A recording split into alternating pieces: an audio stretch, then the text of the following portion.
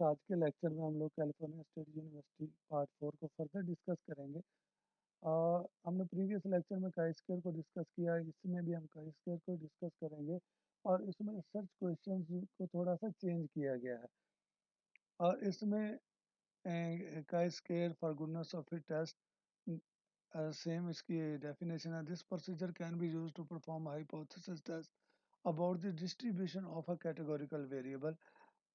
It analyzes whether the observed frequency distribution of a categorical or nominal variable consistent with the expected frequency.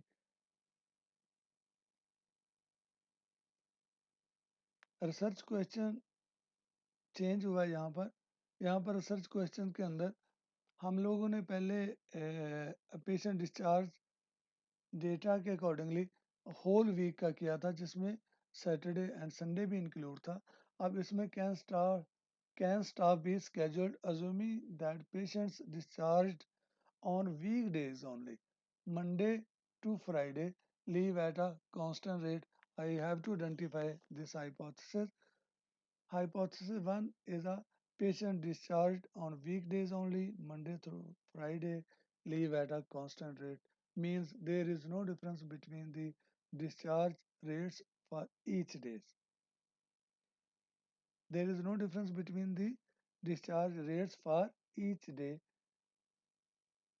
Alternate hypothesis के accordingly, patient discharged on weekdays, Monday through Friday, don't leave at a constant rate. It means there is difference between all these days on the basis of discharge of patients. Same data set है जो हमने discuss किया। इस data set के अंदर आप देख सकते हैं 7 डेज का डेटा है, 1 to 7, Monday to Sunday to Saturday. और अब हम लोग जब एनालिसिस करेंगे तो हम लोगों ने संडे और सैटरडे को लीव करना है। मीन्स 2 to 6 डेज के अंदर 2, 3, 4, 5 एंड 6, these 5 डेज का हमने एनालिसिस करना है according to this data set.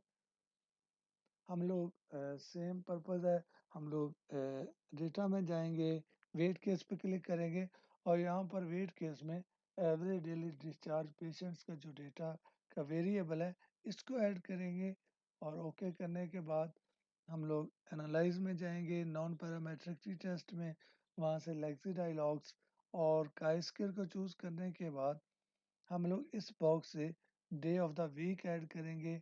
और यहाँ पर ये जो प्रीवियस लेक्चर में नहीं था, यहाँ पर एक्सपेक्टेड रेंज है और रेंज में हमने क्या किया, लोअर था 2, मीन्स मंडे 2 से स्टार्ट हो रहा है और फ्राइडे को जो कोड साइन किया गया दैट इज 6, तो हमने उसकी रेंज डिफाइन कर दी 2 to 6 और जस्ट यहाँ से ओके करेंगे तो हमारे सामने ये आउटपुट टेबल है काई स्क्वायर का।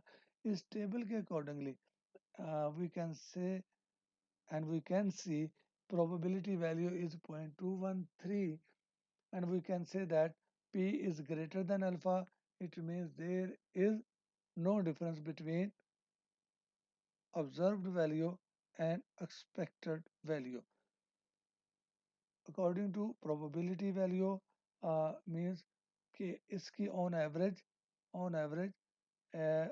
ऑब्जर्व्ड वैल्यू में और एक्सपेक्टेड वैल्यू में कोई डिफरेंस नहीं आ रहा because probability value is greater than alpha. और क्योंकि हमने यहाँ पर एनालिसिस में मंडे टू फ्राइडे को कैलकुलेट किया था, उनके अकॉर्डिंगली यहाँ पर देखें तो 90 पेशेंट को डिस्चार्ज किया गया और एक्सपेक्टेड 92 था, या 94 को किया गया 92 था, 89 को किया गया 92 था। तो इनमें कोई ज़्यादा डिफरेंस नहीं है, फ्राइडे को कुछ ज़्यादा हो गए। तो अगर हम इसका एवरेज रिजल्ट्स लें और इसकी एक्सपेक्टेड वैल्यू लें तो उनके दरमियान कोई खास डिफरेंस नहीं आ रहा। That's why probability value is greater than alpha. We can say that there is no difference between observed value and constant value. It means patients are discharged on a constant rate on a equal distribution. और इसकी interpretation करेंगे तो interpretation में यहाँ पर देख सकते हैं P है, इसको हाईलाइट भी किया गया रेड सर्कल से, that is greater than alpha. तो null hypothesis is accepted. Null hypothesis means patients leave the hospital at a constant rate, means there is no difference between the discharge rates or rates for each day, means Monday to Friday. Or in this scenario, null hypothesis is accepted and alternate hypothesis is rejected. अब हम इसका analysis करते हैं. Analysis करने के लिए हमें SPSS open करना होगा ताकि जो हमने डिस्कशन किया है इसको प्रैक्टिकली परफॉर्म भी कर सकें.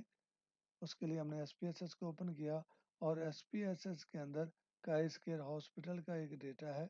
जस्ट इसको ओके करेंगे जो हमने अभी डिस्कस भी किया था. इस डेटा के अकॉर्डिंगली यहाँ पर Monday to Sunday to Saturday data है. हम लोगों ने ओनली फॉर दिस डेज इसका एनालिसिस करना है. हम लोग क्या करेंगे, डेटा में जाएंगे वेट केसेस में और यहाँ पर डिस्चार्ज डेली का जो डेटा है वेरिएबल है उसको ऐड करेंगे. अगेन एनालाइज में गए, यहाँ से नॉन पैरामेट्रिक टी टेस्ट, यहाँ से काई स्केल और यहाँ से डे ऑफ वीक का वेरिएबल ऐड किया और यहाँ पर हमने रेंज डिफाइन करनी है. अगर किसी बच्चे को कोई कन्फ्यूजन हो कि रेंज क्या होगी, मैं जस्ट इसको कैंसिल करता हूँ और आपको डेटा में जाके शो करता हूँ. वेरिएबल व्यू में जाएं और यहाँ से आप देख लें संडे को 1 का कोड साइन किया गया था, मंडे को 2 का कोड साइन किया गया है और इस डेटा के अकॉर्डिंगली सैटरडे 7 है. तो हम लोग यहाँ से मंडे टू फ्राइडे करना चाहते हैं तो इसलिए हम 2 से रेंज स्टार्ट करेंगे और एंड करेंगे 6 पे. इसीलिए हम 2 to 6 मेंशन करेंगे क्योंकि इसका कोड ये साइन किया गया है 2 3 4 5 एंड 6 ऑटोमेटिकली 3 4 5 6 ऑटोमेटिकली 2 एंड 6 की रेंज में इंक्लूड हो जाएंगे ताकि हम मंडे टू फ्राइडे का ही एनालिसिस कर सकें. आप एनालाइज में है नॉन पैरामेट्रिक लेक्सी डायलॉग्स का स्केल और यहाँ से डे ऑफ वीक का वेरिएबल ऐड करेंगे और यहाँ पर रेंज में जो मंडे को कोड साइन किया गया था 2 और जो फ्राइडे को कोड साइन किया गया 6, 3 और 4 और 5 ऑटोमेटिकली इंक्लूड हो जाएंगे. तो फिर हम लोग इजीली एनालिसिस कर सकते हैं Monday to Friday. Just okay करेंगे.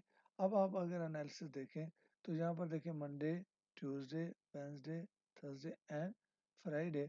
इस एनालिसिस के अकॉर्डिंगली P is 0.213. तो when probability value is greater than alpha, straight away null hypothesis is accepted. It means there is no difference between observed value and expected value, means patients are discharged on a constant rate. तो आप लोग data के अंदर थोड़ी सी variation add कर सकते हैं. Even के स्पेसिफिक जो ग्रुप है उन ग्रुप्स की रेंज का को मेंशन करके भी एनालिसिस किया जा सकता है. और आपने यहाँ पर संडे और फ्राइडे को हम लोगों ने यहाँ पर स्किप किया तो हम लोग स्किप भी कर सकते हैं. अगर किसी स्पेसिफिक कैटेगरी को स्किप करना है तो हम अदर रेंज को यूज करके उन कैटेगरीज को स्किप कर सकते हैं जैसा कि हमने यहाँ पर संडे और सैटरडे को स्किप किया. तो स्टूडेंट ये एक सेकंड रिसर्च क्वेश्चन था काई स्क्वायर से रिलेटेड. सेकंड रिसर्च क्वेश्चंस के अकॉर्डिंग हमने एनालिसिस किया और हमने यहाँ पर एनालिसिस के साथ साथ एक नया वे सीखा कि अगर हमने किसी specific range of the categories का एनालिसिस करना है तो वो भी हम लोग रेंज की ऑप्शन को यूज करते हुए इसके अंदर यूज कर सकते हैं. और इसी तरह से आप इनके जो फर्दर ऑप्शंस हैं उनको भी एक्सप्लोर कीजिएगा. अगर कोई क्यूरी हो, कोई कमेंट्स में अपने चीज़ों को ऐड ऑन करना चाहें तो प्लीज़ ज़रूर मेंशन कीजिएगा ताकि इन फ्यूचर वो सारे कमेंट्स जो आप फीडबैक में देंगे उनको इनकॉर्पोरेट किया जाए ताकि स्टूडेंट को बेटर से बेटर वे से कम्युनिकेट किया जाए ताकि उनकी SPSS की लर्निंग भी हो और प्लस कंसेप्चुअली भी वो साउंड हो. आज के लेक्चर के लिए इतना ही काफ़ी. Thank you.